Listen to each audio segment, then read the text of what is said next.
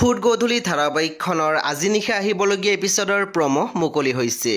আজিৰ প্ৰমোটোলৈ আগবঢ়াৰ আগতে আপোনালোকে মোৰ চেনেলটো ছাবস্ক্ৰাইব কৰি কাষত থকা বেল আইকনো টিপি দিবলৈ নাপাহৰিব।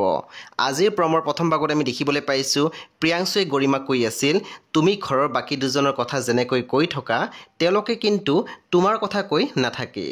তাৰপিছত আমি প্ৰমোদ দেখিবলৈ পাইছোঁ পৰিয়ে কৈ আছিল, মই সেইবোৰ নাজানো, সমীৰণৰ বাহিৰে মোৰ মনত আৰু কোনো ভাল নহয়। তাৰপিছত আমি প্ৰমোদ দেখিবলৈ পাইছোঁ মাধৱে কৈ আছিল, ল'ৰাজন আমাৰ সম্প্ৰদায়ৰ নহয়। তাতে শুনামতে ল'ৰাজনৰ স্বভাৱ চৰিত্ৰ খুব এটা ঠিক নহয়। তেতিয়া ৰেণুৱে মাত দিছিল, ঠিক নহয় মানে আপুনি তাক জানে নেকি? তাৰপিছত আমি প্ৰমোদ দেখিবলৈ পাইছোঁ ৰেণুৱে কৈ আছিল, তোমাৰ যদি মূৰত ইমানে প্ৰেমে ধৰিছে তাৰ লগত ক'ত যোৱা এতিয়াই যোৱা। তাৰপিছত আমি প্ৰমোদ দেখিবলৈ পাইছোঁ পৰিয়ে কৈ আছিল, মোক বুজাই থাকিবলৈ নাহিবা মাহী, তোমালোকৰ মতে মই সলনি হ'ব নোৱাৰোঁ। তেতিয়া আমি দেখিবলৈ পাইছোঁ কথাখিনি শুনি অনুৱে হাতখন উঠাইছিলে পৰিৰ পিনে।